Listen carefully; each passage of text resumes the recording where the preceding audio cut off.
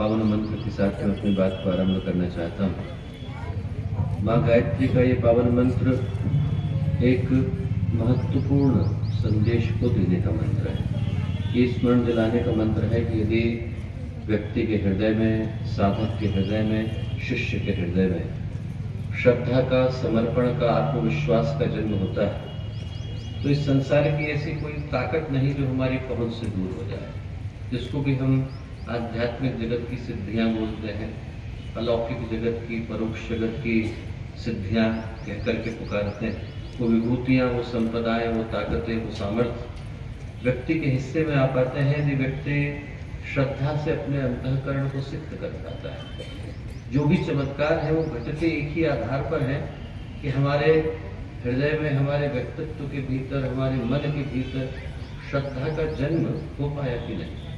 यदि श्रद्धा है तो फिर प्रहलाद की पुकार पर भगवान को खंबा फोड़ करके आना पड़ता है। श्रद्धा हो है, सांप से अपने आप को डसवाना भी पड़ता है और जहर भी पीना पड़ता है।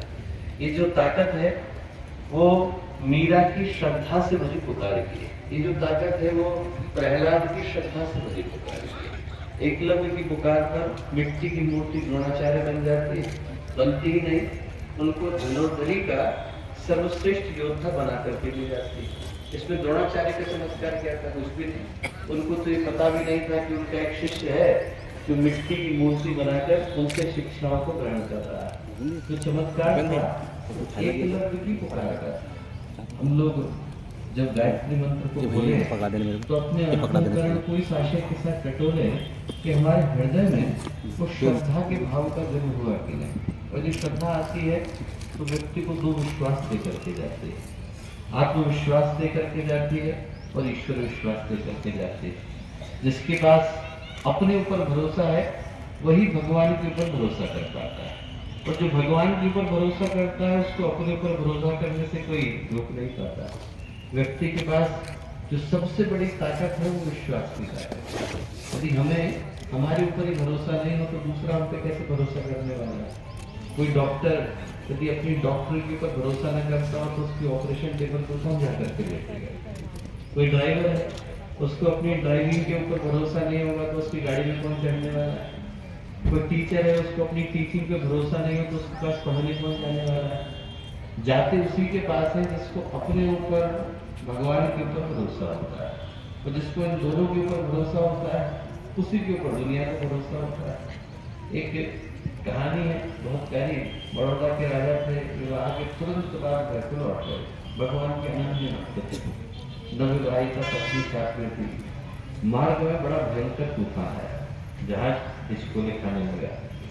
इतने ज्यादा संकट की घड़ी आई कि उसमें जो जहाज के कप्तान थे वो भी घबरा गए। उनने भी अनाउंस कर दिया, घोषणा कर दी कि आप में से जिसको जो भी सामान लेना है वो लेकर के निकल जाइए, आपसे जो बन पड़े वो करिए, तो जहाज डूबने वाला है। पत्नी ने अपने पति को देखा तो देखा वो ध्यान लगा के बैठे। उनको बड़ा आश्चर्य हुआ, उनको लगा कि इतनी गंभीर घड़ी में इनका मन कांप नहीं रहा। उन्होंने अपने पति से पूछा, आपको डर नहीं लग रहा है? बोले नहीं। बोले क्यों? तो पति ने अपनी तलवार निकाली और पत्नी के गर्दन पे रख दी। पत्नी बोली, आप इस घड़ी में मजाक कर रहे हैं, ये जहाज स्कूले खा रहा है, जहाज के कप्तान जो घोषणा कर रहा है, और आप ऐसी घड़ी में ये तलवार निकाल के मेरी गर्दन पे रख रहे हैं। बोले आपको डर नहीं लग रहा है? बोले मुझे क्यों डर लगेगा, आप मेरे पत्नी। और बड़ौदा के राजा बोले, तो मुझे डर क्यों लगेगा, वो मेरा पिता। जहाज को खोले देना जानता है, वो समुद्र को शांत करना भी जानता है। विश्वास व्यक्ति के मन के भीतर होना चाहिए। महाभारत में वो घटना तो हर एक को याद है, जब अर्जुन ने पानी की परछाई में देखकर एक चक्र में घूमती मछली की आंख के ऊपर निशाना लगाया। हर एक को पता है। और उस कहानी का एक दूसरा हिस्सा भी है। दूसरा हिस्सा यह है कि जब पांडवों ने खांडव प्रस्थ को बनाया तो कौरव भी वहां पर पहुंचे, सबको आमंत्रित किया गया था। तो जब कौरव पहुंचे तो उन्होंने सोचा कि अब अर्जुन की परीक्षा ली जाए।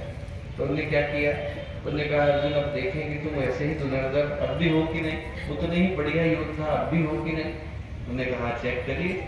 तो एक पानी के अंदर बड़ा सा पेड़ था, उस पेड़ पे एक चक्र को बांधा गया और चक्र को पूरी गति के साथ घुमाया गया। उसमें से एक मछली को टांगा गया और ये कहा हमने कि आप पानी के अंदर परछाई देख करके उसके ऊपर निशाना लगाइए। सब कुछ वैसा ही था जैसा द्रोणाचार्य ने परीक्षा दी। एक काम पांडवों के विरुद्ध कौरवों ने क्या किया, उनने पानी के अंदर लहरें पैदा कर दी।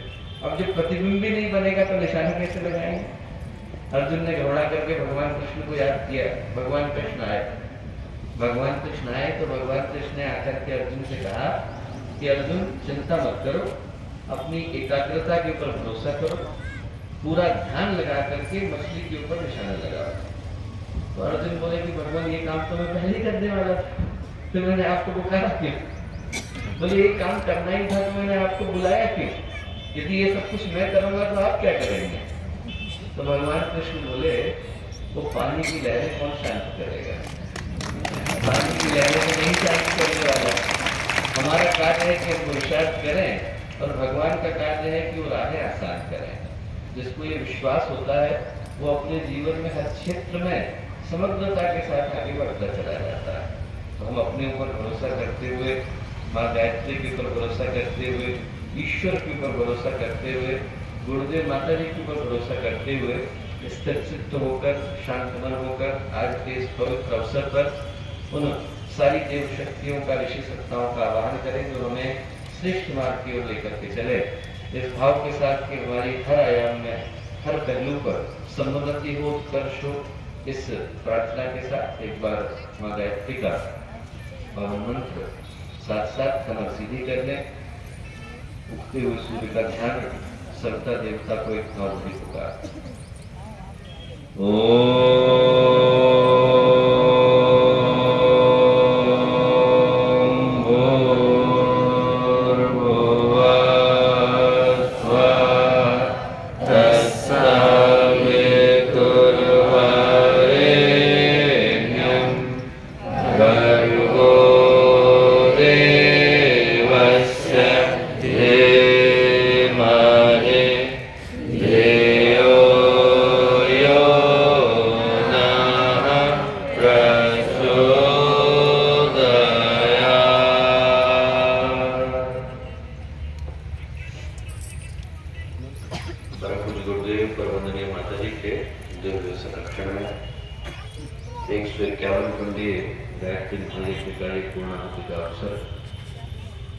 दीक्षा ग्रहण करने के लिए आज के सौभाग्यशाली अवसर पर हम लोग उपस्थित हैं और इस अलौकिक सौभाग्यशाली अवसर पर मंच पर उपस्थित पूज्य गुरुदेव वंदनीय माता जी का सम्मिलित स्वरूप श्रद्धा जी, यहाँ उपस्थित शांति कुंज की टोली के समस्त सम्मानित कार्यकर्तागण, भिलाई से आसपास के विभिन्न स्थानों से आए गायत्री परिवार के सभी कार्यकर्तागण, साधकगण, आमंत्रित अतिथिगण, प्यारे भाई बहनों, प्यारे मित्रों, आज का दिन जो लोग यहाँ पर दीक्षा लेने के लिए बैठे हैं और वो सभी लोग जो दीक्षा का नवीनीकरण करने के लिए बैठे हैं, हम सब के लिए जो आज की सुबह है और आज का सूर्योदय है वो एक महत्वपूर्ण संदेश को लेकर के आया है। जब भी जीवन में एक महत्वपूर्ण घटनाक्रम घटता है तो उनके जीवन में क्रांति को करके जाता है जो उन क्षणों के मूल्य को समझ पाने की स्थिति में होते हैं। कभी कभी जीवन में घटनाएं बड़ी साधारण घटती हैं, सौभाग्य आता भी है, हमारे द्वार को खटखटाता भी और हमें पुकारता भी है, पर वो उन्हीं के जीवन में परिवर्तन को कर पाता है जो उन क्षणों के मूल्य को और महत्व को समझ पाने की स्थिति में होते हैं। नहीं तो घटनाएं घट भी जाती हैं पर मनुष्य के जीवन में किसी परिवर्तन को जन्म नहीं दे पाते। एक 12 साल का लड़का था, नाम था नारायण। उसके जीवन में बड़ी साधारण सी घटना घटी। विवाह करने के लिए गया, महाराष्ट्र का क्षेत्र था, और जैसे ही विवाह करने के लिए खड़ा हुआ तो पीछे से विवाह कराने वाले पंडित ने जोर से बोला, सावधान, महाराष्ट्र में परंपरा है, आप विवाह करने के लिए जाएं तो वर वधू का जब लग्न करते हैं वो उनको बांधते हैं तो लग्न करते समय में पंडित बोलते हैं सावधान। जैसे ही बोला सावधान, वैसे ही नारायण के हृदय में विचार आया, सावधान होने को क्यों कह रहे हैं। तुरंत उनके मन में आया, मनुष्य का जीवन है, न जाने कितने वर्षों की प्रतीक्षा की बात लगा। इसके लक्ष्य का अनुसंधान करना तो अनिवार्य है। हम सोच करके देखें अपने आप से, मिला तो है? क्यों मिला, जा किधर को रहे, करना क्या है, ये विचार उसके हृदय में आया। और जैसे ही आया वैसे ही वो वहां से उठा, पंचवटी के पास टापली का जंगल था, वहां जाकर के बैठा। 12 वर्ष के बाद जब वो बालक उठा तो उसका नाम समर्थ गुरु रामदास हो गया। घटना इतनी ही घटी थी कि एक 12 साल के नौजवान को ये पुकार करके पंडित ने कहा था कि सावधान, न जाने कितनों को कहा होगा और न जाने कितनों ने सुना होगा। न पुकारने वाले पंडित के हृदय में क्रांति हुई और न सुनने वाले वर वधू के जीवन में क्रांति हुई। घट तब पाती है जब उन घटनाओं के मूल्य को, अर्थ को, मर्म को, महत्व को समझ पाने की स्थिति में हमारी चेतना होती है। वही चेतना हमारे जीवन में परिवर्तन तभी कर पाती है जब हम उनको स्वीकार करने की स्थिति में होते हैं।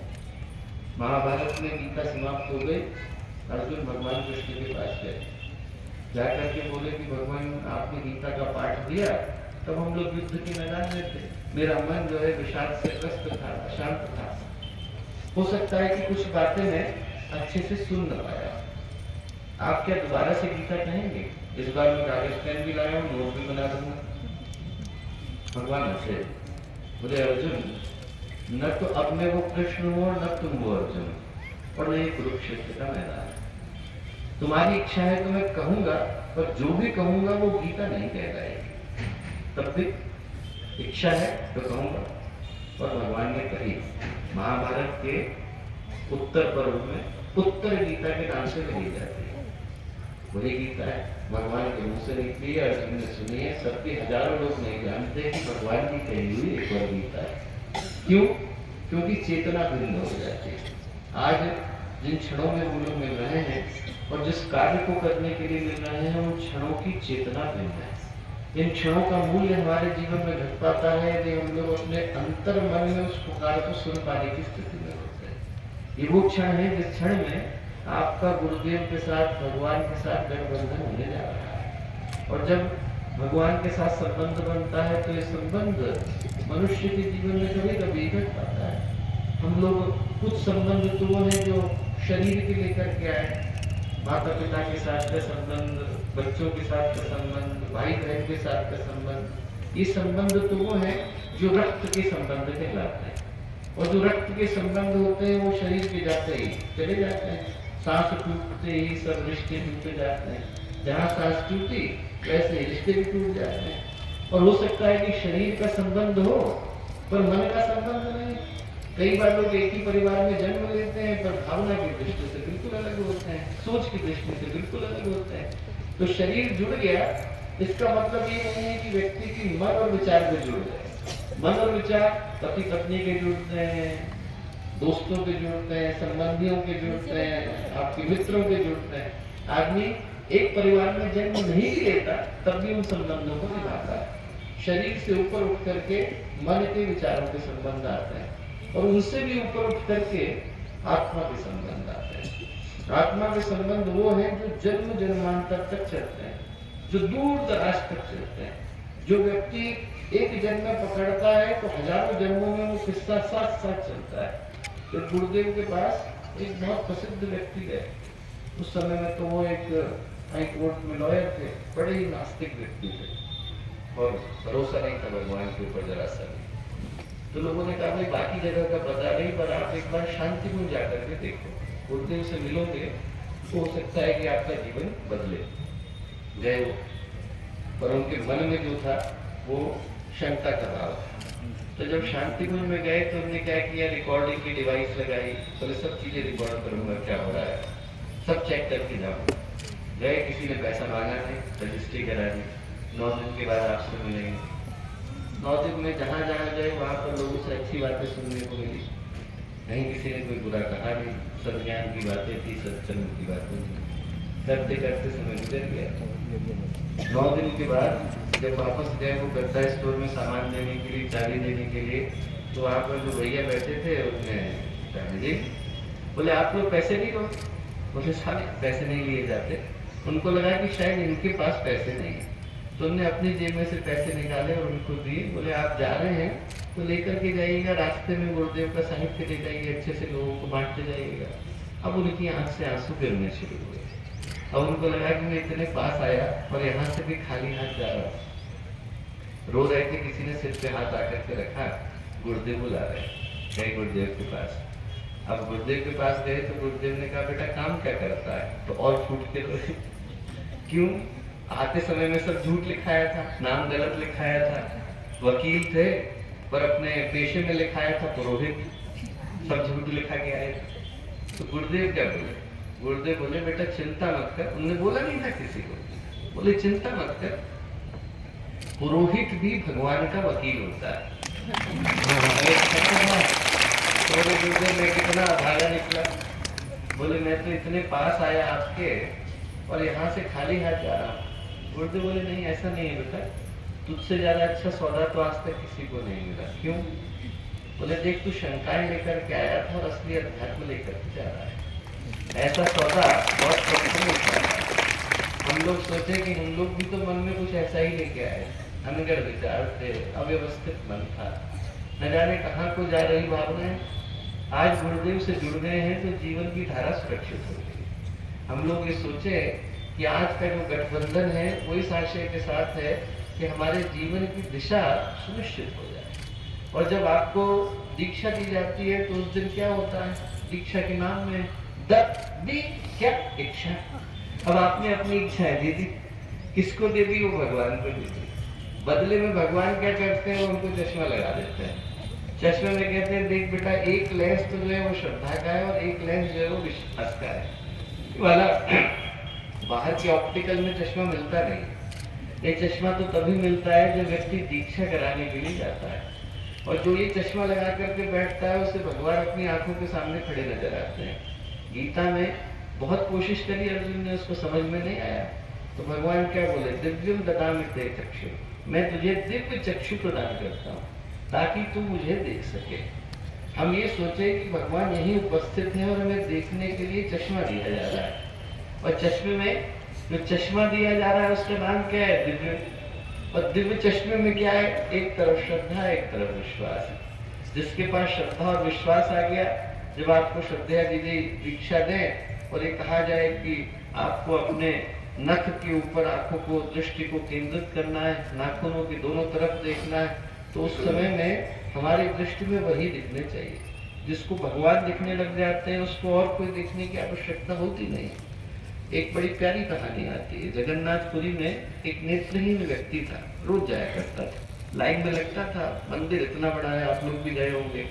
विग्रह उधर है, कई कई बार तो पता भी नहीं चलता, भीड़ में धक्का खाता हुआ आदमी चला जाता है, इधर से खाया उधर से चला गया, पता भी नहीं कब भगवान के दर्शन हुए।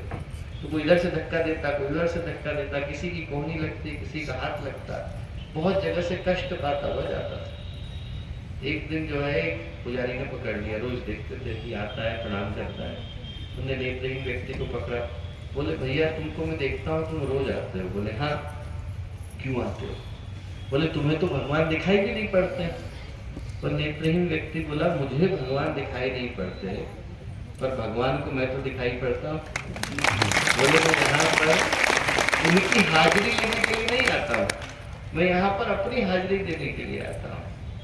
हमें गुरुदेव दिखाई न पड़ते हो पर गुरुदेव को हम तो दिखाई पड़ते हैं। हमारा चिंतन क्या, हमारे कर्म क्या, हमारी भावनाएं क्या, हमारा व्यक्तित्व क्या, हमारी सोच क्या, उनकी दृष्टि से कहाँ छुपी।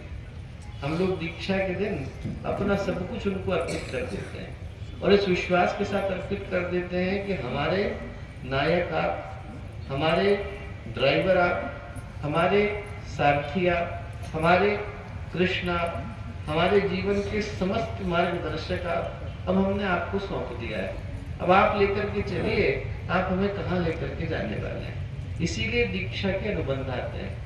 आज ही सुबह हम लोग बोल रहे थे कि दीक्षा जो है वो क्या है? भगवान के साथ का जॉइंट अकाउंट।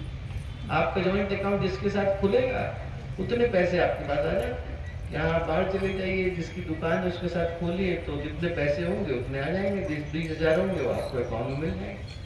टाटा बिरला के साथ खोलेंगे तो उतने आ जाएंगे।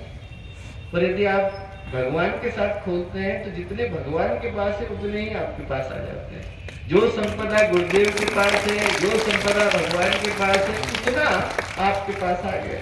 पर उसके लिए अकाउंट खोलने की शर्तों को निभाना पड़ता है। हम बैंक में गए तो आधार दिखाना पड़ता है, बताना पड़ता है कि नहीं ये आप ही हैं। वैसे ही भगवान पूछते हैं आप ही हैं कि नहीं। आप बताइए कि जिस उद्देश्य के साथ आपको मनुष्य का जीवन दिया था उसके साथ न्याय किया कि नहीं। आपकी क्रेडिट हिस्ट्री कैसी है, आपकी कर्म की हिस्ट्री कैसी है। भगवान पूछते हैं कि आपकी कर्म की हिस्ट्री सही है बेटा, बस तो आप जो है उन सारी चीजों को, उन संपदाओं को, उन विभूतियों को पाने के अधिकारी बन जाते हैं जिनको पाने के लिए दीक्षा दी जाती है। आज का जो दिन है वो बड़े ही श्रेष्ठ भाव के साथ है, अलौकिक उद्देश्य के साथ है, आध्यात्मिक चिंतन के साथ है। मैं हर व्यक्ति से निवेदन करूंगा जो आज यहाँ दीक्षा लेने के लिए या दीक्षा के नवीनीकरण के लिए बैठे हैं, वो ये सोचे कि आपकी 1-to-1 की मुलाकात और 1-to-1 की बातचीत गुरुदेव माता जी के साथ हो रही है। बैठने को यहाँ हजारों लोग बैठे हैं, पर आंखें बंद हो तो उन क्षणों में आप और गुरुदेव, आप और माता जी अकेले हैं। पर हम लोग अकेले में उनसे बात कर रहे हैं कि आज का दिन है और ये आपने हमें जो जिम्मेवारी दी, उस जिम्मेवारी को हम लोग भरपूर निभा सकें, इसके लिए आप शक्ति दें, सामर्थ्य दें। आपका कोई कार्य है उसको करने के लिए मैं आगे आ सकूं, इतना विश्वास दें। कल ही मैं रात को कह रहा था कि वासना में और उपासना में जरा सा ही अंतर होता है। वासना मरने वाले के साथ होती है और उपासना अमर के साथ होती है। हम लोग अमर के साथ आज जुड़ने जा रहे हैं। मरने वाले जो हैं उनकी मिट्टी की देह है, एक दिन मिलती है, अगले दिन भी छोड़ जाती है। और जो उपासना है वो उसके साथ की जाती है जिसके लिए हमने अपने आप को सौंप दिया। अकेले में कहें कि देखिए जो इस संसार का प्रेम है वो तो ये सिखाता है कि तू मेरा है, पर जो भगवान का प्रेम है वो ये सिखाता है कि मैं तुम्हारा हूँ। आज मैं अपने आप को आपको सौंपने के लिए आया हूँ। मेरी इच्छाएं आपकी, मेरा जीवन आपका, मेरा संकल्प आपका। भगवान गीता में कहते हैं सर्वारंभ परित्यागी सर्व संकल्प विसर्जिता है। जिसके मन में समर्पण आ गया वो सारे आरंभों को त्याग देता है। शुरू करने वाला मैं कौन? जो भगवान ही है। तो मेरे अंदर ये भाव कैसे आया कि मैं किसी चीज को शुरू करूंगा? शुरू करने वाले वो सर्व संकल्प विसर्जिता, जिसने सारे संकल्पों को भी त्याग दिया। संकल्प लेने वाला मैं कौन? वो भगवान है। मैं तो बांसुरी हूँ, वो बजा रहे हैं, मेरे मुंह से जो राग निकलेगा मैं बजाऊंगा। महर्षि अरविंद ने एक बड़ी प्यारी बात लिखी अपनी शिक्षाओं में। भगवान के आदेश पर वो लिखते हैं, भगवान के आदेश पर जो हत्या करने से चूक जाता है वो भी भक्त नहीं बन पाया है। जहां पर मेरी इतनी भी इच्छा है कि मुझे लगता है कि ये सही है और गलत है, वहां पर मैं हूं। और जिस दिन मैं हट गया उस दिन भगवान मेरे माध्यम से जो कराए वो परमात्मा की इच्छा। गुरुदेव ने एक अंतिम बात लिखी बड़ी प्यारी। उन्होंने लिखा, बूंद सागर में समाती है तो हर कोई जानता है, सागर बूंद में समाता है ये अनुभव कम को हो पाता है।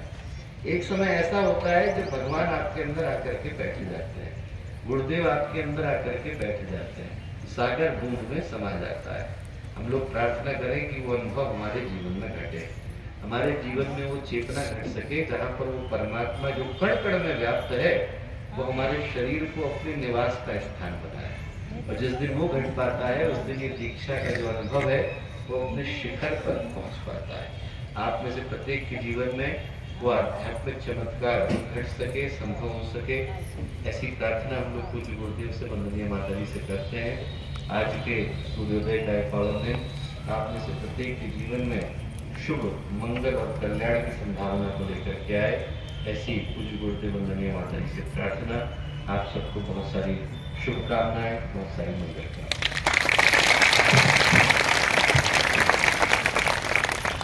यज्ञशाला में बैठे हुए